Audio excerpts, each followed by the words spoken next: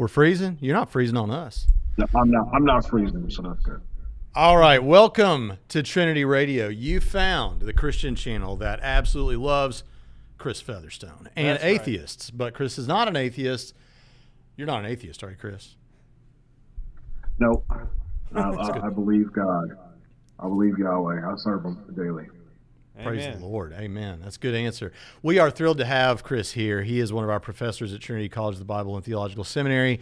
And Dr. Pritchett has worked most closely with him in terms of stuff here at the school. But Chris is a credible voice on issues that have to do with worldview discussions, also with issues that have to do with mental health. In fact, I'm going to kick it over to Pritchett. You say anything else you want to say about this incredible man that is here with us today, Well, and then he can tell us where people can find all this stuff. And by the way, in the future, I should have done this already, Chris. Don't get mad and yell at me. We'll put all his stuff down in the description. So if you're seeing this not at this very moment, but in an hour or something from now, you should be able to click and go enjoy all the Chris Featherstone you ever wanted. And there's so much more than you ever knew to love. Pritchett. yeah. Speaking of more than you would ever know, as a you are also, if I'm not mistaken, you are a practicing clinical psychologist as well. Yes. I am a therapist at a private practice currently. That's actually the gap that I have now is between two clients. Oh, okay. So, do you ever do couples counseling and things like that as well? Oh yeah, absolutely. So I guess that's where your background in wrestling is helpful because you also Yeah, host. couples counseling, absolutely. Yeah, because you also are an avid wrestling fanatic and wrestling journalist, and you also have the uh, Pancakes and Power Slams podcast, in addition to the Vision United, which is your apologetics program. Yep, And then, of course, yep. most recently, you are now chair of the Department of Christian Counseling here at Trinity College of Bible Theological Seminary, which I'm excited about having you. You have a bachelor's in public relations from Ohio Dominican University, master of philosophy in psychology from Walden University.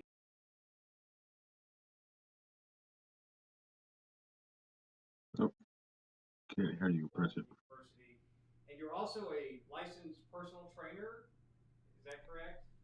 I am a certified personal trainer. Yep. Yeah, certified personal trainer. Hold on a second, guys. I'm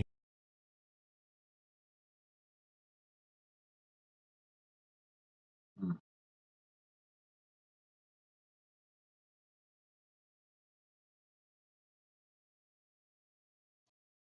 I can't hear either one of you now.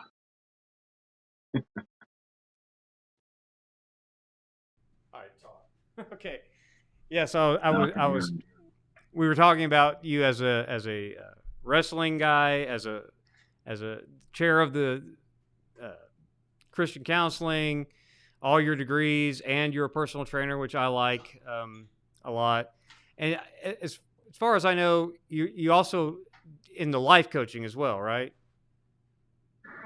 Yep, I'm also a certified life coach. I don't do it as much anymore because I'm just uh, trounced with therapy stuff on a daily basis, and you can only get so many hours a day as a therapist, which makes you want to work out like a madman, which I do every time.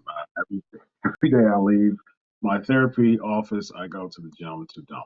So Yeah, that's you basically you you always posting your gym pics from your cardio sessions. I take it you go to Planet Fitness, which what I do. Still, your yeah. favorite place to go.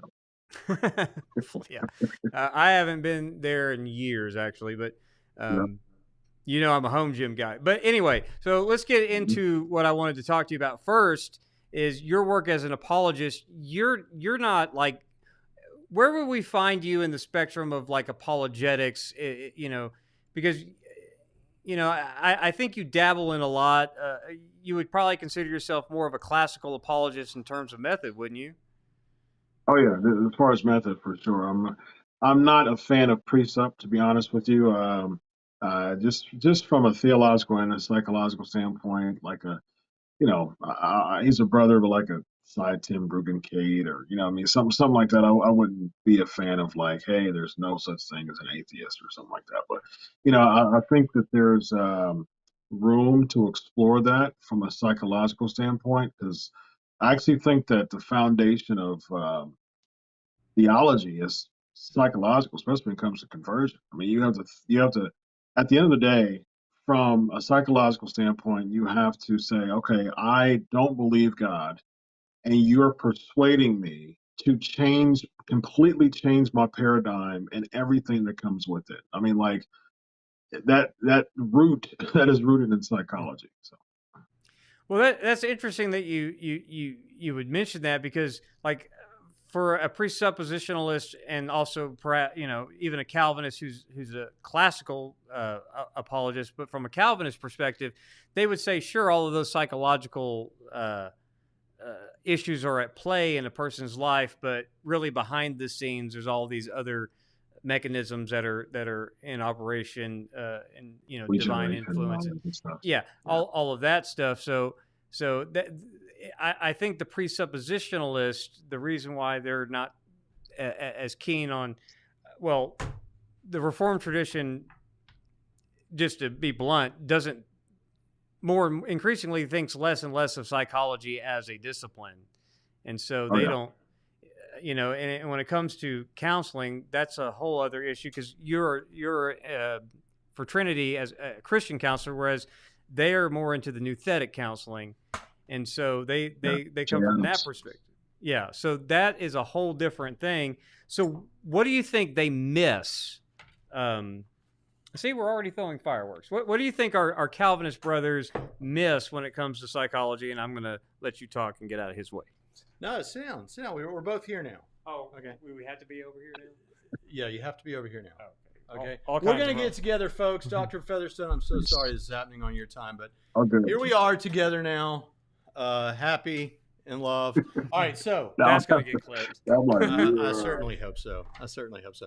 All right, so what were you just asking, Chris, that I was about to answer? About what are our Calvinist brothers and our presuppositional brothers and sisters missing when they kind of are dismissive of all this psychology stuff? Yeah, that's a good question.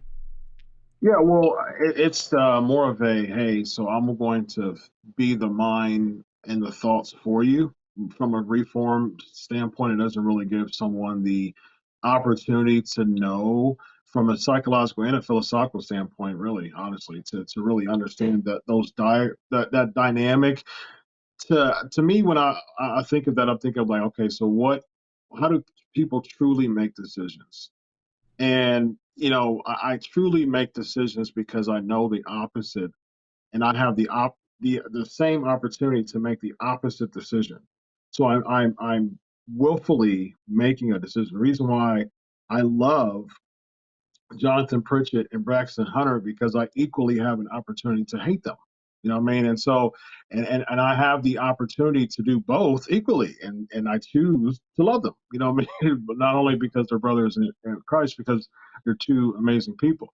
So, because of those things, I think that's where you have the philosophy and the psychology that comes in with it, that the Reformed tradition would they would push back on. Yeah. Well, also, because now that we're talking about psychology, another question that I wanted to ask you is, you hear a lot from Christian apologists and atheists and some of the back and forth and the response videos. One of the things that they will accuse the other in some of these videos is, quote unquote, psychologizing their opponents rather than addressing their arguments. Is there a place for psychologizing an opponent? And if so, what is the place of psychologizing opponents, and is that fair? Oh, 100% it is. I think psychologizing an opponent would be a really good way to understand the context and why they're saying what they're saying. I mean, like for instance, I think in cognitive distortions. So one of the uh, kind of like a bedrocks of understanding why people think and do what they do are cognitive distortions. And so, like, understanding when someone's disqualifying the positive, or understanding when someone's future fortune telling or future telling, or understanding when someone's catastrophizing. You know, what I mean, like those types of ways of thinking happens all the time within someone's mind, and understanding, those are particular errors in thinking. And I'm not going to chase the bait on an erroneous way of thinking in this particular time, especially when it goes back and forth. If someone's more charismatic or if someone has a stronger audience at that point, they can say whatever they want. But from a psychological standpoint, if I see the error in your thinking right now and your decision making, I don't have to basically chase that carrot, so to speak. So it's a Well, wait a minute. Let's back up here. Hi, everybody. I'm Braxton Hunter. I think the question, like where this often comes up, is and I want to be fair and careful about this, is if someone is reporting to me about their own personal experience, like where this has come up before, and I think we got people on our show got called out, and we got called out for what people on our show said, and that's fine. It's our show, but things like the divine hiddenness claim, divine hiddenness, an argument from divine hiddenness wants to capitalize on or press the situation that, hey, look, I am a non-resistant non-believer, and I would believe in God or in the Christian God if I thought that there was good enough evidence or if he revealed himself to me in some way. But I'm telling you, I'm reporting to you my experience, and I feel like I'm the world's foremost expert on me, and I'm telling you that I really am non-resistant. Now, there's a number of ways that an apologist might approach that, but one way that sometimes is approached, particularly by people who have particular doctrinal positions based on particular texts, they might say something like, "No, you're just wrong, or you're lying." Or suppressing the truth, or suppressing the truth, deceiving yourself. And I can see, I want to say to atheists out there, like, I totally see how that sounds really arrogant, offensive, saying, "Hey, look, man, you don't even know your own thinking. We Christians know it better than you." And so, one thing I do want to do is I want atheists to feel like that concern is being voiced, and then I want to hear what you have to say about it. Yeah, you said I'm the world's greatest expert on me, and that's not necessarily true. You know what I mean? Because confirmation bias and cognitive dissonance is a thing. It happens all the time, even with the sharpest Christians. I mean, even the sharpest Christians deal with confirmation bias at a point that they need to hear opposing views. That's the joy in apologetics, is that you hear and you study opposing views to know that you don't necessarily have confirmation bias, or if you do, you can explore it to see other avenues to see if you can be open and have that type of openness. That happens all the time in debates and discussions. Confirmation, especially cognitive dissonance, which is under confirmation bias, the type of confirmation bias. Cognitive dissonance basically says, I'm pretty stern about what I think, and if I have a new set of information, I'm just going to blend it in with my current paradigm. Is basically what cognitive dissonance is. So that happens all the time. It's something that each and every one of us need to really be so focused on and be intentional about understanding, because we all have blind spots. So, atheist or Christian, we all need to be open to hear oppositions and not just suppress it and say you just don't know, or you're not smart enough, or like like we were talking about precept before, you just don't know. You're not an atheist. You just not aware. We can't. We need to be open to hear what you're saying and not exercise confirmation bias to the point that we don't even have a strong enough case at that point. Yeah. So one thing I just wanted to say about that is where we have done that, if and where we have done that wrongly, and I could think of one case where it seems like maybe we did do it wrongly. I want to apologize to anyone who that's ever happened to, but you're saying, look, whenever you're talking to someone, it's fair to say, well, have you thought about perhaps maybe your thinking is in this direction because of X, Y, and Z? And a thoughtful person just may know that, well, hey, look, in my case, I know my story, and you wouldn't say that if if you knew these three things about me, but still be open to hear what someone says, because they might point to something that you didn't think of. And maybe that's not always the case, but it can be the case. We should be humble and listen, right? Is that kind of what I'm hearing? Fair enough. Yeah, absolutely. Because a lot of times you can make your case stronger. Like if those three things. Go ahead. I was going to say, before Pritchett jumps in, I was going to say, someone said here, I thought this guy was some sort of wrestling talk show host. So they're late. We talked about that a little earlier. But what kind of wrestling are we talking about? I know, but I want the audience to know, because surely we're talking about like college wrestling or something that not performative wrestling, right? That's not what we're talking about, is it, Chris? No, you see that right there? You see that belt right there? Yeah. That's a world title. There's a couple underneath there too. So I used to amateur wrestle actually. I used to freestyle wrestle, and that was fun. I never took it far as a collegiate aspect, but I had desires to go collegiate. But now I've been a huge pro wrestling fan since the mid '80s, and my great grandma, she passed away in '95, and she was the biggest pro wrestling fan ever. Hmm. And we grew up. I have a brother just a year younger than I am, and both of us grew up. She raised us, and we would watch wrestling. And she had like this floor model TV, and she had a cane. She was getting up in age. She had a cane behind us, and she would yell at the TV, and like it was wrestling was real to her, and she would throw the cane and just super be aggressive and. She Get threw to the the cane. point where she would just be yelling. Yeah, she would throw the cane, and she would like it was real to her. Well, I'm glad you're telling me this And because I was going to tell you my grandfather, my father's father, I called him Papa. His yeah, name was Wiley Wayman Hunter. How about that? Wiley mm, Wayman. That's a bad dude. Anyway, yeah, great guy. But when he was older, when he was getting real old, he loved wrestling his whole life, like you said, or as long as he was aware of it. And he famously in our family, he would wrestle with them. He would wrestle. And one time he got wrestling so much he fell back in his chair. He was still wrestling at the sky. So we have a little bit of that in our family. It didn't make very it to me, nice. Jeanette. Yeah. We have a comment So from. she passed. She She passed away. passed as you get this coming up. I'm gonna finish this real quick. She passed in '95, and well, she passed in '95, and I told myself I was like, you know what, I'm going to continue to watch wrestling on behalf of her legacy. And so I'm an entrepreneur, so I'm like, you know what, how can I make money off of watching wrestling? And so that led me to start writing about wrestling about 12 or so years ago. And that led me to go up the ladder and end up writing for Fox Sports and Sports Illustrated and Bleacher Report. And now I What? just get paid to talk about wrestling every week.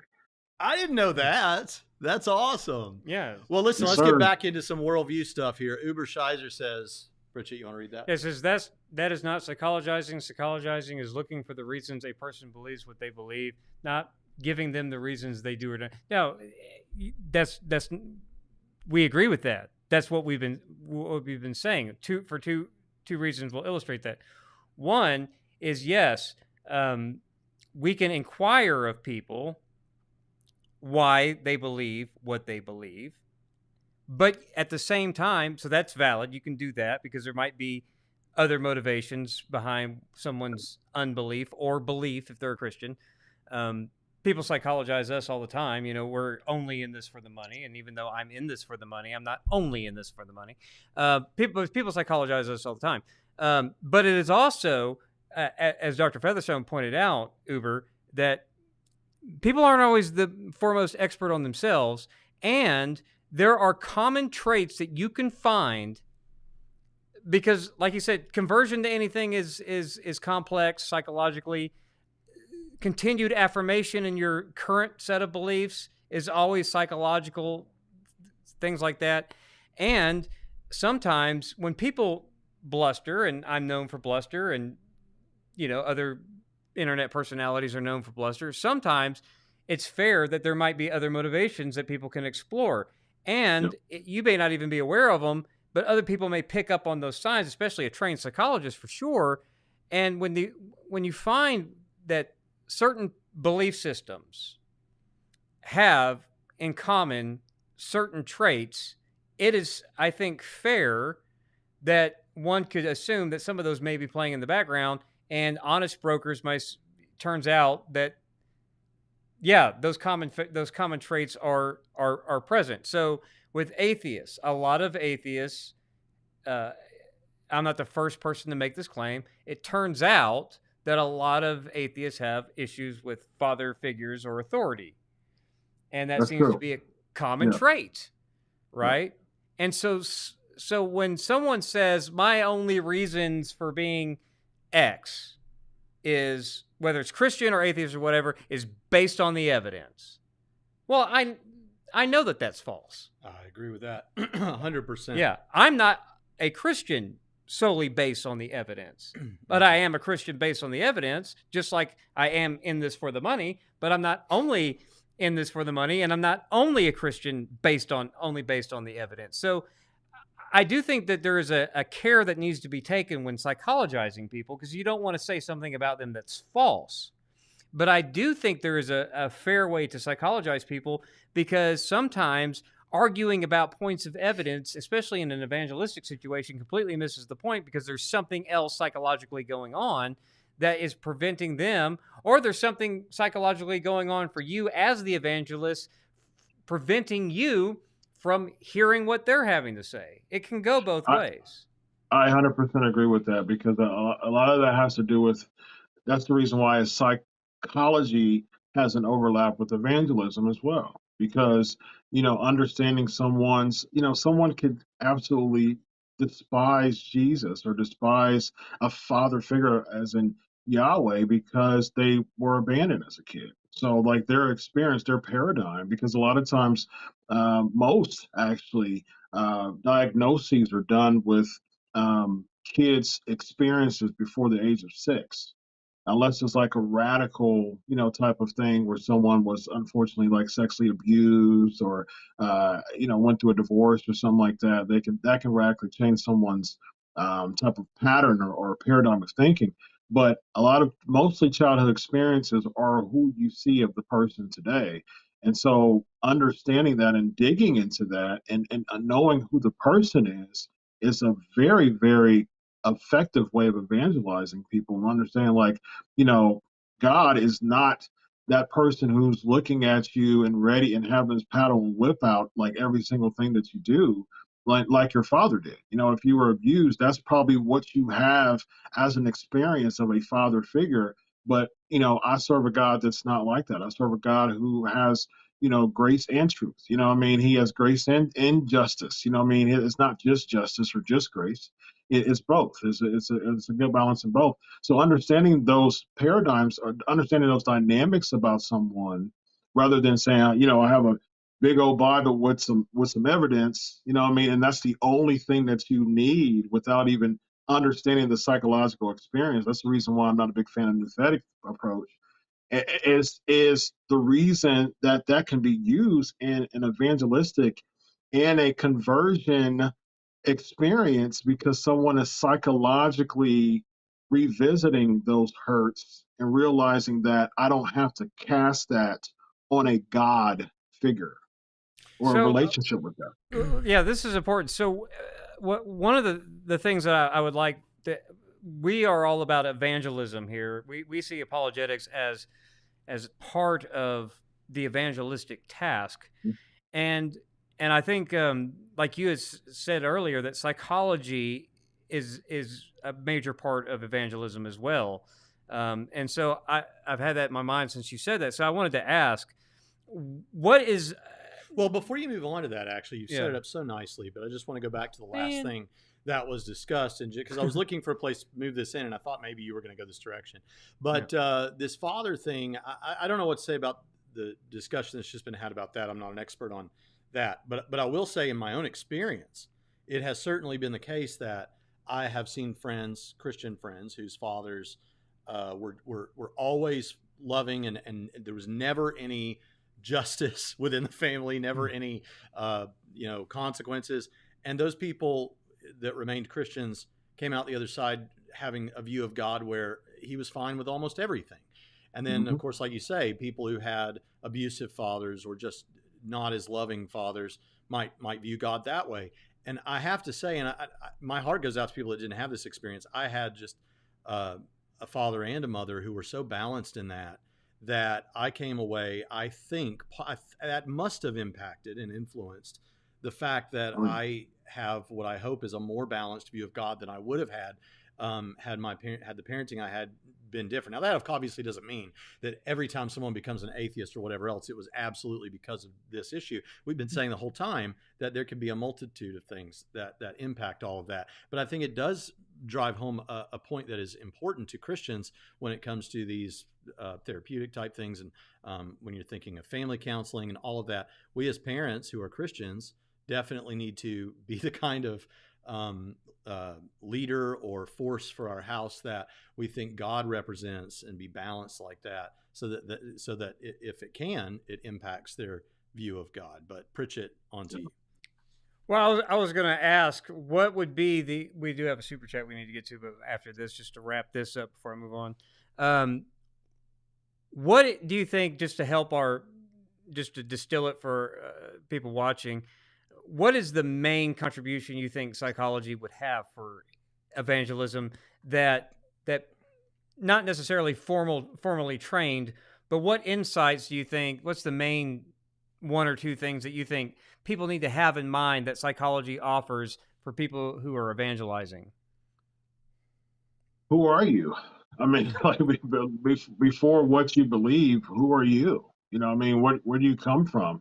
When we think of psychology, we think of mind, but CK is actually soul, as well as mind. So it's like, you know, why do I need to dig in, to you to actually know who you are before I can, before I cast or start dumping in a bunch of stuff about how Jesus exists, which as an apologist, I'm for, but at the same time, I might have lost you, at the first sentence. And that's the reason why it's really important to understand that from a mental health standpoint. You can be going through depression and you want to hear me give you a hug or see me give you a hug first, and that can disarm you, for you to be open and honest, about, how you view on God, how you view on God is. I don't trust you to really share my view on God if I'm struggling with God, at times. And you need to know, that the ad is, people don't care how much you know until they know how much you care, type of deal. What That's I mean? true. And so it's like that is really, really important when it comes to communication across the board, even us as Christian apologists. We get it gets really easy to get especially minds like us three. We're just like, we just, our brains just blow up and just gathering information and sharing the information. And it's like, it's easy for us to do that. But at the same time, we have to really ask questions and really get to that type of communication of knowing the psychology behind why are you even thinking this way, So and then that can be a good direction of how to approach you. yeah, because a lot of evangelistic tactics, so to speak, or even apologetic tactics. I mean, we have books called Tactics out there, good books or whatever. So cool. Yeah, Yeah. but sometimes it's easy if you are someone who likes personal evangelism, you love Jesus, you want to get out there and do personal evangelism. It's always important, I guess, to distill it down to a bullet point is remember you're dealing with people, not prospects. And I think in evangelism, sometimes people who are excited about personal evangelism look at people that they're going to talk to as prospects, but not, fully orbed people who could be dealing with any number of things that if you're just willing to move on to the next prospect because you didn't make a sale, that's what you're going to do instead of caring about the person. Right. 100%. Yeah. Hey, To add to that, there was a time real quick that I was at a gas station. My wife and I were at a gas station. I was going to get something to drink, and there was a car wash next to the gas station, and someone was just washing his car, and I felt led to go over there to talk to him, and I started with helping him, asking him. I got a 6 foot, 260 pound muscular black dude, coming up to someone and saying, "Hey, by myself. That's not really tatted up and locked. That's not the safest approach at times. We just say, "Hey, how's it going?" And yeah. so I was like, "Hey, can I help you wash your car?" What I mean? And I Oh, felt that's led to nice. ask him that, and that was super disarming. Before I started to share the gospel, I was just a humble servant for Jesus, and asked him to help him wash his car. And that leading and that gesture led to him, coming to Christ. Because I ended up talking to him Wow. while I was helping him wash his car, and he went from super hesitation to just spilling out a whole bunch of stuff, and we prayed. He gave his life to the Lord, and just a humble gesture like that for Christ is where true evangelism come from, and psychology has such a huge, part to play there. Well, and subtly, I guess too. Like you're watching Mhm. him, watching cues. You're trying to figure out: is he in a good mood? Is he receptive? What's he Yep. focused on? Seems to be worried about his car. Well, let's get his car washed. Mhm. That kind of, right? Yeah. Exactly. I want to read a Yep. couple of things here. That is awesome. And by the way, acts of service as a form of evangelism or as a catalyst for evangelism is awesome. Braxton and Jonathan should interview like this more often. The apologetic dynamic duo of the airwaves. And Braxton and Jonathan are like Reese's Buttercups. They are better together. Thank you, William Oh, Billy Craig. This is the most uncomfortable stool I've ever sat on. When you in got my the life. fat guy up on the thing where I have to try to hide my belly. All right, no, but then I want to. Braxton, you've cut a ton of weight, man. You look Well, I great. appreciate that. He's working on it. He never lets me get Doing away a with good anything. job. All right, here we Channel go. Angel. The Channel Angel, Jim Amberg, says for $20, favorite professional wrestler of all time. Also, most effective apologetic argument in your opinion, and That's why? obviously for you, Dr. Featherstone. My favorite professional wrestler of all time is Sting, who so happens to be a devout Christian nowadays, so which is great. Oh, praise. Now, was he Yeah. the one So that was he the wrestler that he had kind of longer jet black hair and he kind of looked like the Crow a little bit from mhm. the comic Yep. books? Okay, I know who Yep. But he then is. after a while, he was blonde and was the lead singer of the Police. No, that's No. it. So that was the blonde was before. Oh, the other thing. Yeah. So, Every breath you um, take. Oh, best apologetic the most effective, yeah. yeah, the most effective apologetic argument. Um, Man, that's hard to pinpoint down in a matter of 15 seconds because I think that there's a lot of time. I'm not a big fan of one-stop shop when it comes to evangelism and apologetics. You know what I mean? Like it's not like the like the whole prospect argument that Pritchett was talking about. It's not like, hey, okay, do you love Jesus? No, okay, let me go to the next one. You love Jesus? No, Well, okay, let me go to yeah, the and next you, one. and you know what, Chris? The fact is, it's kind of a hard question to answer because on the one hand, for classical evidential apologists, I know we've got a precept in the chat and probably more than one, but for guys like us, I mean, it's not going to be one of the theistic arguments because that doesn't get you all the way to Christianity.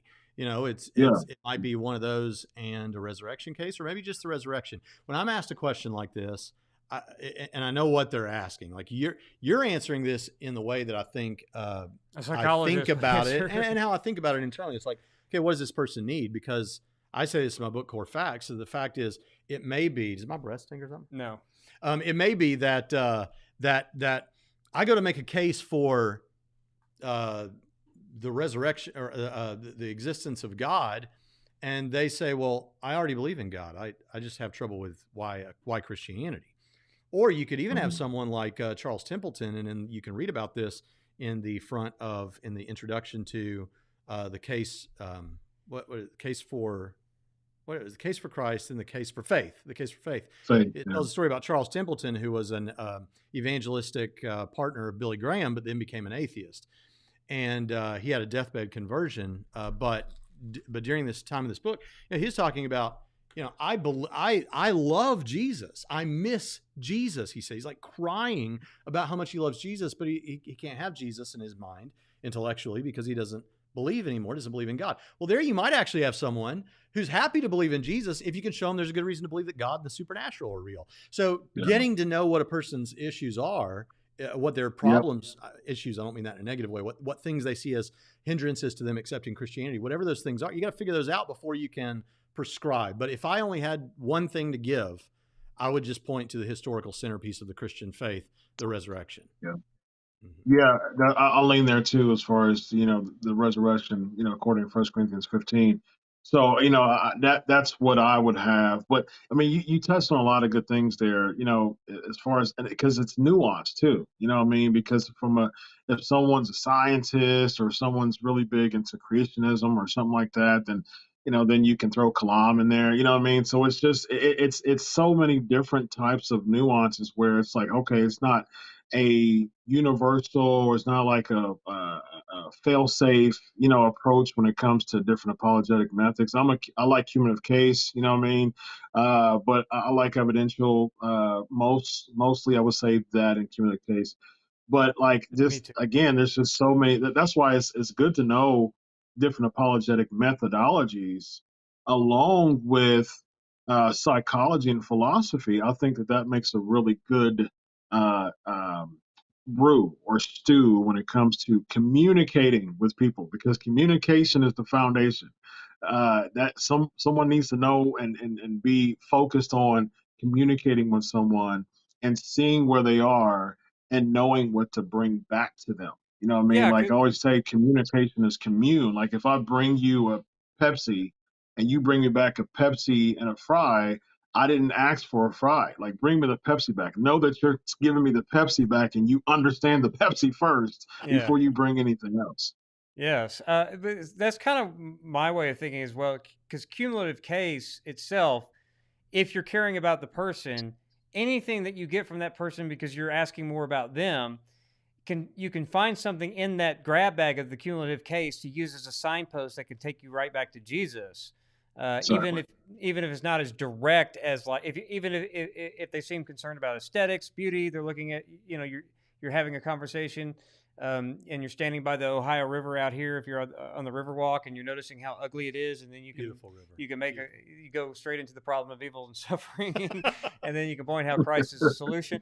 But yeah, I mean, cumulative case gives you so much jumping off points in conversation that I think it's probably the most useful for evangelism and for from the psychological aspect of understanding the person, who they are before what they believe and what you believe. I could see how those two go more hand in hand.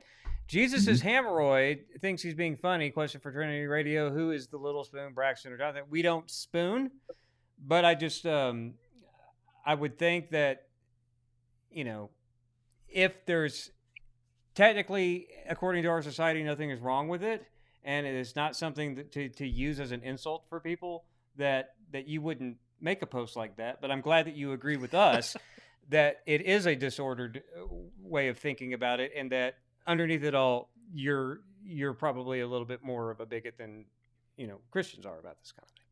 Jesus' hemorrhoid just asked a question. That's all. You psychologized everything into him in the wrong way. Okay, now I don't think so, because number one, he has a name called like Jesus' hemorrhoid. Number two, he has a pentagram there, so it's kind of it's kind of like it's kind of obvious. I'm going to try to make this joke to be a diss on them and to make them out to be gay wads, because it's bad to be gay wads, and here you are confirming what we're always that you're using it as an insult, right? Which means that you recognize that there's something that's out of alignment with God's natural order. With that though it should be something that you show with love, you turn it into an insult. So. Okay, so I have a question. $20 super chat from Tim the Ancient, who you're going to say has the best Twitter stuff, and he's got it for Chris. But before we get there, real quick, where did it go? Oh yeah. C. Jones 5403 wants to know, what church do y'all go to in Evansville? And I'm going to answer this partly because I love to talk about my church, but also because I can tell that you're a true Southerner at heart because you use the word y'all. And here's the thing. We go to One Life Church, and we go to the East Campus. If you show up there on any particular Sunday for the 11 o'clock service, you should see us there. All right. Dr. Featherstone, Tim the Ancient says, for Dr. Featherstone, my well-meaning Christian parents so we're not hating on the parents here. They're good folks. But they seem to be under the impression that saying God has a plan should be enough to help deal with anxiety and worry. I disagree. What would your take be? God's plan could be bringing someone like me, who's a therapist, in your life to discuss, your mental anxieties and worries. So that could be part of God's plan too. So Amen. There you go. Amen. That's good. And I would think, they probably agree with that. I mean, how could they argue with that? Right? Well, that kind of reminds me of something going on in the Twitter space about Andy Stanley saying for adults, the Bible says is not a valid starting point for them. And even for a lot of Christians, just saying God. So my brother died here recently, and saying, "Well, God has a plan," is not the most comforting thing. That it can sound dismissive at that particular time. Yes, I know that, but that's not really helping me right now, right? And so, I think we did a show on this a long time ago about dismissive things that Christians say in the face of suffering. One of those, I mean, we see if Chris agrees with us. And like, what if we say something like, "I'll pray for you"? Well, that's good. I mean, as Christians, we think that's good. We think that prayer matters, but you should also have behind that. And is there anything I can do to help if you can? Right. If your brother's hungry, James beyond too, prayer, James too. If you're hungry, and you don't give him with the body, but you're just like, "Oh, well, I hope you're all right." That's really not like, I need a sandwich more than a prayer. Prayer. And someone said the other day on a TikTok we were looking at. Someone said, "Well, really, I don't need your prayers. It'd be great if you like offered to make me food or something. We need that." And I'm thinking, whoever said y'all a second ago, they know, because I don't know where it is elsewhere, but in the American South, that's what people do. It is a genetic thing within us that when someone dies or someone gets sick or someone has trouble, you make them a casserole, right? You do that where you come from, Chris? Well, I'm a state west of you in Ohio, so we don't do that in the Midwest, but I think it's a very, very kind gesture, and I think that it's closer to the Bible than us Midwesterners do a lot. Yes, I've always felt that way. But you did the impossible 2 years ago, I think. 2 years ago, maybe it was a little bit longer, maybe it wasn't as long ago. But when it comes to food, you were able to get your kids to like grits. Is this true? That's true. That's true. I'm remembering this right. You made grits for your kids, and they actually liked grits. Now, all three of them love grits. Why wouldn't they? Love my grits, grits. Because it's Ohio, it's not Tennessee. People from the North and the Midwest and everything, they don't naturally love grits like we do. Right. And they take the sweet tea, or they take the sugar out of the tea and put it in the cornbread, which is an abomination. Yeah. All right, Chris, let's get back to the issue at hand here, man. So, when it comes to worldview type stuff, like when you do apologetics have you ever taught like an apologetics thing in a church or a small group, or what does your I'll lead men's Bible study.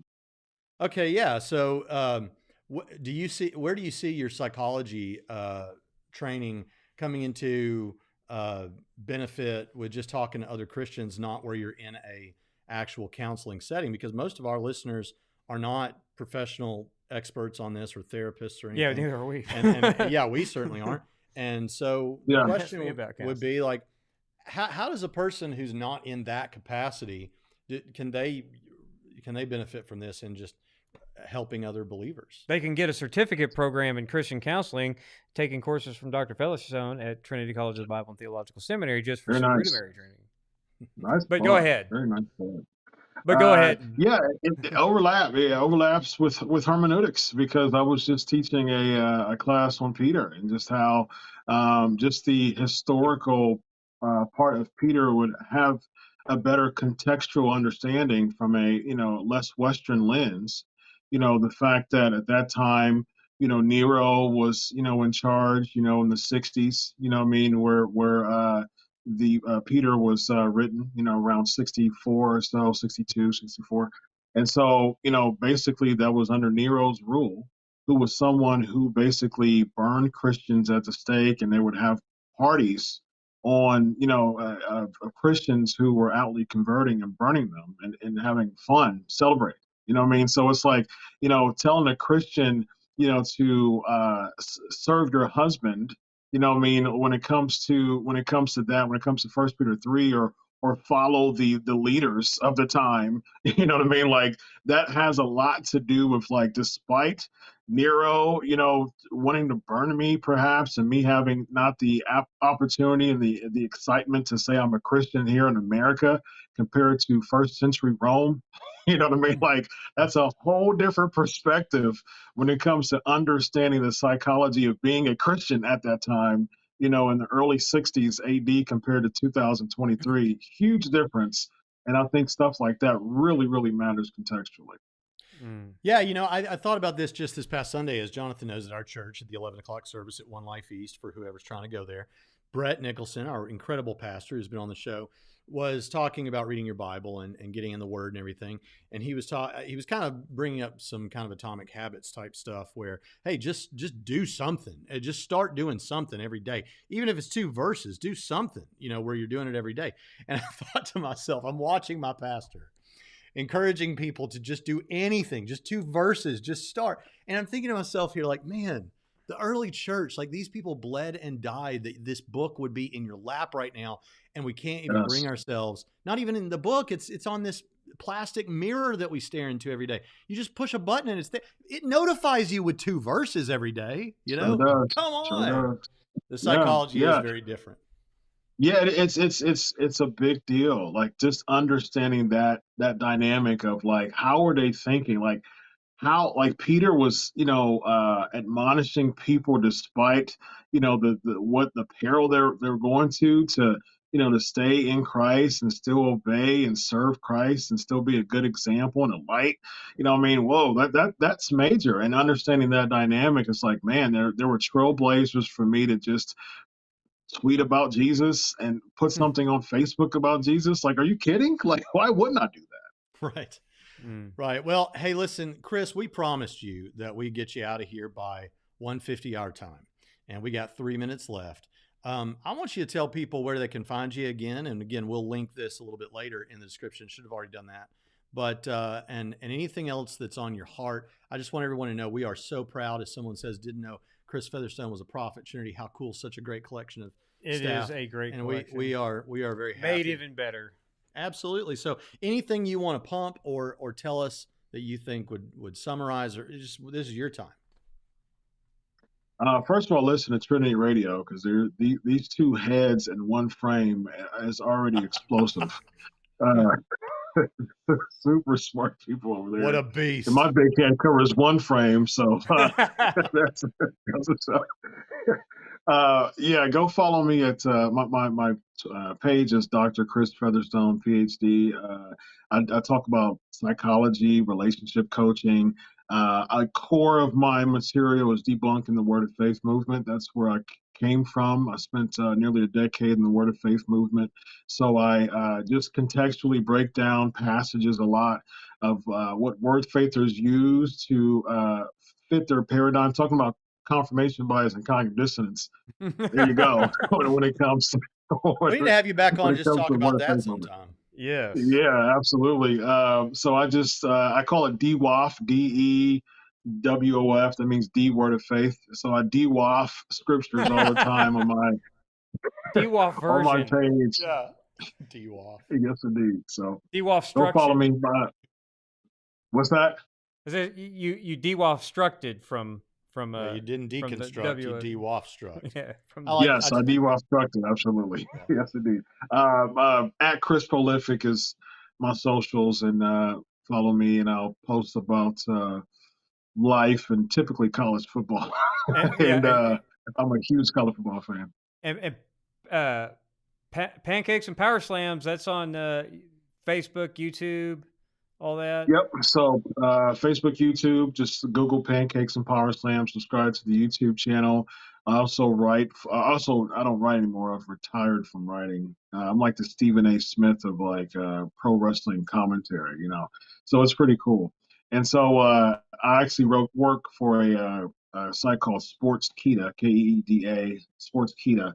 And that's where most of my shows are. I do 4 shows, 1 on Monday, 1 on Tuesday, 2 on Thursdays. The Monday and Tuesday one are live. The Thursdays one are recorded. So I do 4 shows a week with them. And I do my own show, Pancakes and Power Slams, on Tuesday. And then I usually do a theology podcast once or so a week. So I usually do about 5 or 6 shows a week in my studio here. Just like Leighton Flowers, he has 48 hours in a day, Well, listen, Chris. Well, my conversations aren't 4.25 hours long. I'm gonna start something real quick before I go. let's start a adjective. I think I really enjoy Leighton's material. To Laytonize something is to talk about something extensively. All right. So Okay, starting to today, Laytonize it. when we Laytonize it, we're going to talk about it extensively, There and you go. that is a compliment, not a not a Pejorative. I thought you whatever were going the to say is episode to says. say words wrong in the way only Texans can, like reprobate. Reprobate. Well, Reprobate. Bab. Oh we can make man. that. We can Laytonize that in that way too. So Hey man, this has been awesome. We love you. We'll have you back.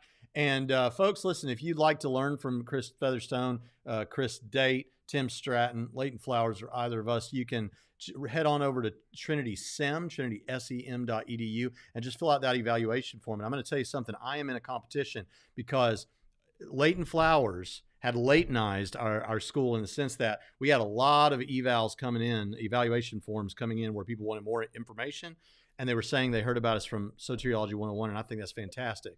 But Trinity Radio now is getting about as many mentions that way as Leighton is. And so we're trying to win. So you can help us. If you ever think you might be interested in a theological education that you can take from home, in your pajamas, online, then head on over to trinitysem.edu or click the link in the description. But my hope is that on the Vision United podcast, Dr. Featherstone's shouting us out, beats us all. Love that. I love it if he outnumbered us. Yeah, and right. I'll tell you, and last thing is if you like what we're doing here, go check out Chris. Obviously, subscribe to his channel. You need that.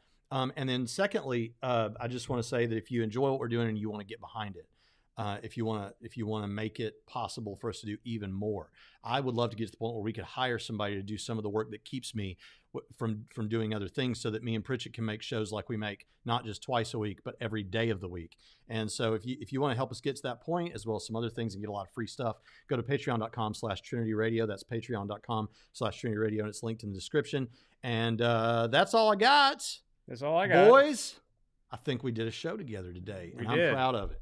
So, folks, we'll see you next time on Trinity Radio.